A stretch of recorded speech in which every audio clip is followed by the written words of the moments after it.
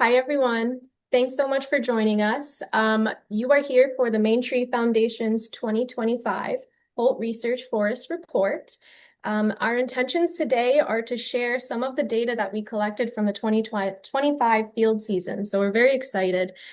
This is the first webinar we are doing since I've joined the organization. So hopefully you're excited to hear about some of the work that we did this past summer. Our intentions are not to share any statistical analyses or tests of any kind, but simply to visualize the data and see if there are any stories that it's trying to tell us. So with that, I think I'll get started. And starting with our agenda, I'll go over with an overview. I'll, of course, introduce myself, the Maine Tree Foundation. I'll speak a little bit more about the Holt Research Forest and its history, and then we'll spend a majority of the time talking about the data. I'll save some time at the end for a Q&A session if that's relevant, and we'll wrap up here right on time. So with that being said, let's start with our introductions. My name is Paulina. I'm the research manager for the Maine Timber Research and Environmental Education Foundation, also known as Maine Tree. And Maine Tree is a forest-based education program with a primary emphasis on workforce development, and as a byproduct, a public that better understands and values our forests and the professionals who work in them. So Maine Tree has a wide variety of fantastic programming, but I personally am responsible for the research program. So this includes assisting in our ongoing data collection efforts and also managing and working with the data afterwards as well. So this is where I work. This is my office, the Holt Research Forest in Arrowsic, Maine. It is, of course, extremely gorgeous. I do consider myself very lucky to work here. But if you are not familiar with the site, it was originally established in 1983 by the Holt Woodland Research Foundation and the University of Maine. And this was after the Holt family approached the university because they wanted to set up a foundation for long-term forest research and management. So because of this, a core group of very prominent forest researchers at the University of Maine were able to set up the site. And this includes Jack Witham, who many people might be familiar with. He was the on-site lead scientist and researcher since the establishment of the property for over 30 years. So it's because of his work, the dedication of several technicians over the summers, and the generosity of the Holt family that we have this really strong legacy of long-term ecological monitoring on site. And then in 2014, the Maine Tree Foundation acquired the property, and we've since continued our long-term ecological monitoring as well. The site itself is 350 acres. It's an oak pine forest in Arrowsic, Maine, which you can see on the map on the left is on the coast here. The forest is also technically on an island, so it does experience a very unique set of stressors due to its location that, from a researcher's perspective, is really fascinating. And the forest itself is very typical of the types of forests you'll encounter throughout southern Maine. The map on the right is a map of the property. Again, 350 acres. The blocks that are outlined and labeled with a number letter system is our study grid. It's approximately 100 acres or 40 hectares. This is where all of our long-term data collection takes place. But on site, we do also have residential buildings, lab and office space, and then also on the education side, we have an outdoor pavilion for educational programming and engagement as well. And so our goals for the site have largely not changed over time. They are to monitor and document long-term trends in the forest vegetation and wildlife populations, especially in response to forest management. So to address these research goals and fill some of these gaps in our knowledge about forest management, we've collected over 40 years of long-term multi-taxon data. So this includes detailed information about tree growth and species, vegetation, understory vegetation data, as well as wildlife species, including small mammals, salamanders, and birds, for example. To get at the forest management aspect of our research goals, we do actively harvest on site, and we have three main management goals that, again, haven't changed over time. They are to maximize the production of high quality timber, to enhance wildlife diversity and abundance, and to maintain the forest's aesthetic qualities. And these goals were designed to reflect those of other small woodlot owners in southern Maine. And to accomplish our management goals, we've conducted 2 group selection harvests. If you're unfamiliar with what a group selection harvest is, it's essentially removing a small group of individual trees to create relatively small to moderately sized gaps in the forest canopy. And this is a very common management method throughout the Northeast because it emulates the typical outcomes we would expect with our natural disturbance regimes here. So for example, a windstorm might knock over a small group of trees, create a gap in the canopy, and that would create changes in the forest's understory conditions. And so a lot of forest managers and foresters throughout the region use this method to deliberately alter the forest microclimate or stand conditions to create conditions that meet their management objectives. If you're interested in learning more about the harvest, please feel free to check out our website. We have a lot of great videos in particular where you can actually hear from the professionals themselves speak about both of our harvests. And there's some really great imagery to go along with that as well. But for this presentation's purpose, I'm not going to get into too much detail. But because our goals reflect those of other small woodlot owners throughout southern Maine, and because we're using a method that's commonly used throughout the region, our harvests are able to act as a model for the sustainable use of a typical forest throughout this part of the state. And so as a long-term ecological monitoring site, the Holt Research Forest presents a really rare opportunity to study long-term trends in forest ecology and management and their implications for small woodlot owners across the state and region. So to actually get at these questions and gaps in the knowledge, we've been collecting data for over 40 years, and I'm going to walk us through this figure to help visualize the types of data sets that we have available online for free download. So on the left, we have a bar chart. On the y-axis, or the axis that is going up and down, we have the various projects. On the x-axis, we have our number of data sets. So we're looking at the number of data sets within each project that we have available. Your eye might go to the Salamander Station's timber inventory, for example, where we have 11 data sets available for download.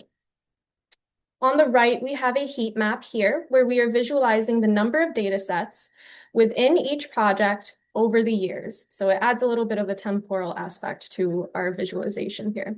And I would like to draw your attention to the annual tree seed collection, partly because it is our most robust and longest running data set that we have. Data collection for our annual tree seeds have gone back to 1983. There's very minimal gaps in coverage here, and we have at least one data set for many years now, and we're still continuing to update this data set as well.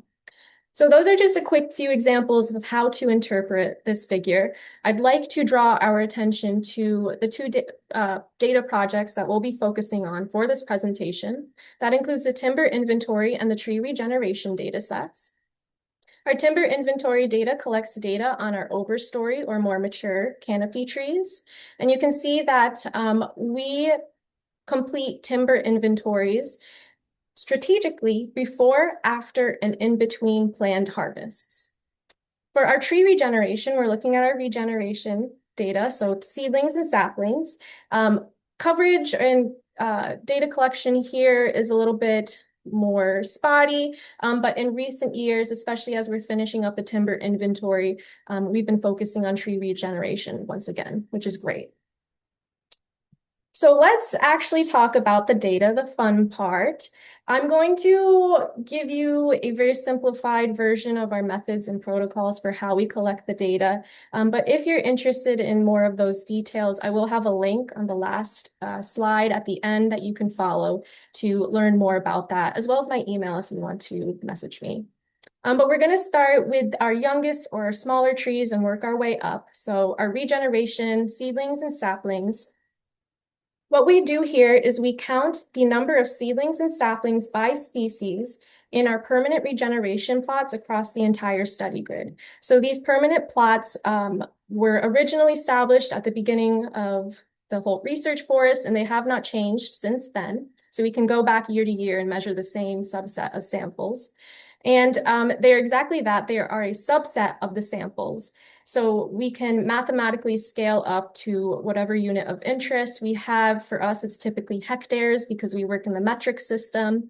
And we can estimate a landscape level snapshot of our study grid here. So without having to invest substantial time, money, and energy into counting every individual seedling and sapling. And so what we're doing is we're counting our seedlings. These are defined as trees that are less than 2 meters tall, or they're greater than 2 meters tall and less than 1.5 centimeters in diameter. So this image on the left, it actually doesn't even look real. It looks kind of like plastic to me, but I promise you that's actually a very, very small baby tree, likely a white pine, super cute. But the technicians are counting these all the way up to 2 meters tall throughout the landscape. And then if they become trees between 1.5 and 9.49 centimeters in diameter, they are then considered saplings. So in this image, it's not the best image, but what they're actually doing here is seeing if this tree would be considered a seedling or a sapling. So they're measuring the DBH and making sure it falls within the correct measurements. So that's how we collected the data in brief. Here's what we found. The image on the left is a map of the property and our study grid. I've binned the number of seedlings by categories just to give you a visual understanding of approximately how many seedlings were counted in each block. Overall, the technicians counted over 10,000 seedlings across 40 hectares, which I can't remember a time when I've ever had to count 10,000 individuals of anything in my life. So that's definitely a huge accomplishment for them. In general, looking at the map, there's no obvious visual trend about where the seedlings are. If you're familiar with the property, you might be able to tease out some potential trends, but in general, there are very few plots that have a high number of seedlings, and then there's just a general smattering of different numbers of seedlings per block. So no obvious trends here. But what we can do is we can take these raw counts and we can scale them up to per hectare. And that's what we're doing on the right. In this figure, our y-axis is average stem density, or the number of seedlings per hectare we might expect to see at the Holt Research Forest. On the x-axis are the species that we've identified. So by and large, red maple seedlings seem to dominate the landscape here. And how you might interpret this is you might say that on average, I can expect to find over 40,000 red maple seedlings per hectare at this site. And if you've been to the forest or if you've been to one similar to the Holt Research Forest, this is what I've kind of expected to see. We see a lot of red maple seedlings. They're kind of a very vigorous or aggressive grower, especially on the stumps. So this isn't too surprising to me. I was a little surprised to see just how few white pine seedlings we saw compared to red maple, but I think that checks out based on my own observations.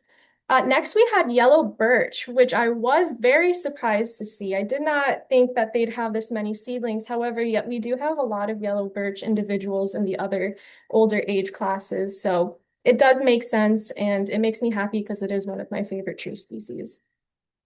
The next group of individuals are red spruce, hemlock, and balsam fir. These are not surprising to me. They're pretty prominent on the landscape, but they're definitely not the most dominant species here. We have some birches next, and then what didn't surprise me, but kind of bummed me out is that red oak seedlings were so far down the list here. I would love for red oak seedlings to be much closer to white pine and yellow birch numbers, but they're not right now, and that's okay. It might be due to deer browse, it might be due to changing environmental conditions, but it is an oak pine forest, so we are happy to see red oak on the landscape. And then we have a few other species that, again, aren't super prominent on the landscape, but they do pop up every once in a while here and there. So keep an eye out for those species names, and we'll see if they continue to persist in the older age classes.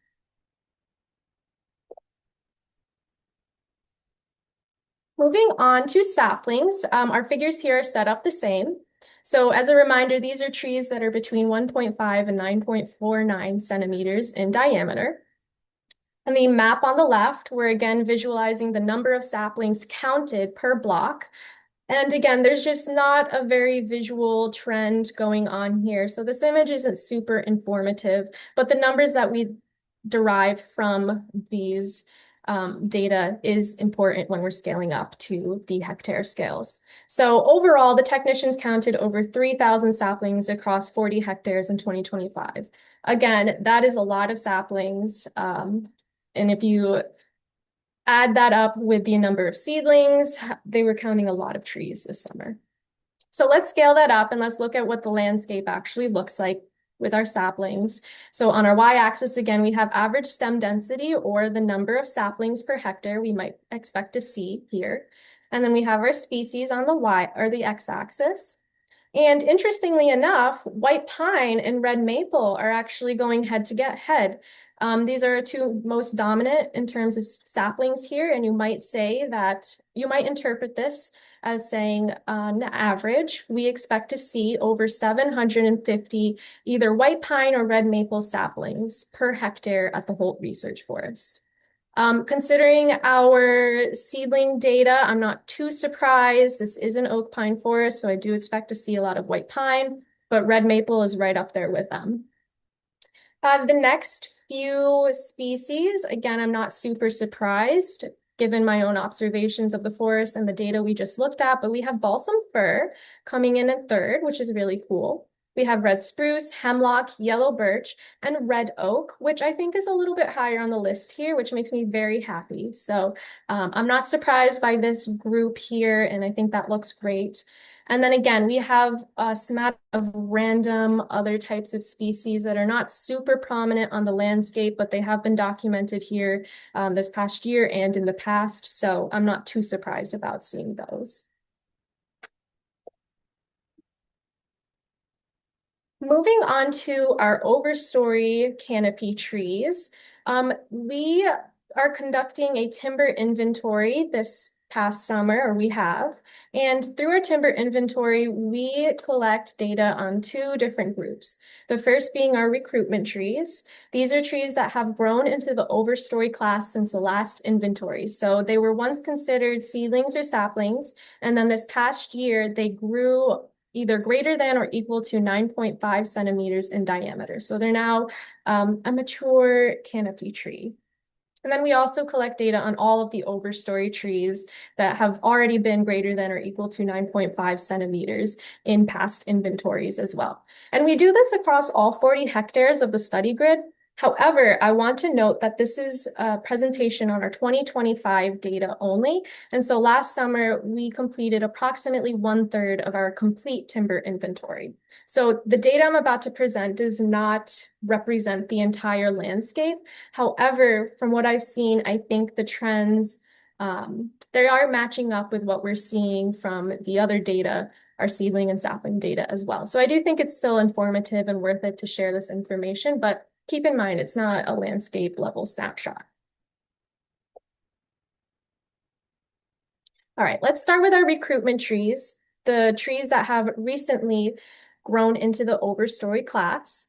And here I was super excited to see that on our y-axis, we have our number of trees. And in first place are balsam fir species coming in. So we have actually, I looked it up. Balsam fir and red maple both had exactly 67 individuals that grew into the recruitment trees on approximately 1/3 of our property this summer. So balsam fir and red maple are even, and I was just super excited to see balsam fir here. I did not originally expect it, but considering our seedling and sapling data, balsam fir has consistently been higher up on the rankings here. So I shouldn't have been so surprised, I guess, but it's a happy surprise. And then red maple, it's been extremely dominant, so I'm not shocked that it's there. Also, red oak, we had a decent number of red oak recruitment trees. That is super positive. I'm very happy about that. So I was a little shocked, but that sounds like they, despite having low seedling counts or regeneration, they're persisting over time in the landscape. And then red spruce was a close fourth as well. Not too surprised by this. I was surprised by the jump that happens when we look at white pine and the following species. I did expect white pine to be up here. I did expect it to be higher in the ranks as well. But that's okay. It's still on the landscape, obviously, so it might just be due to various reasons related to the species itself or the environmental conditions. But the rest of the species, I'm not shocked about. The beech is really cool. I love that it's still showing up here. So overall, this figure was kind of exciting to me to see. I did have a few surprises here. And if we move on to overstory trees in general, these are all trees greater than or equal to 9.5 centimeters. And I'd like to note that I did only use live trees for this figure, so not dead or dead still standing trees, so only alive trees, which could potentially skew our results if we included all of our different types of overstory trees.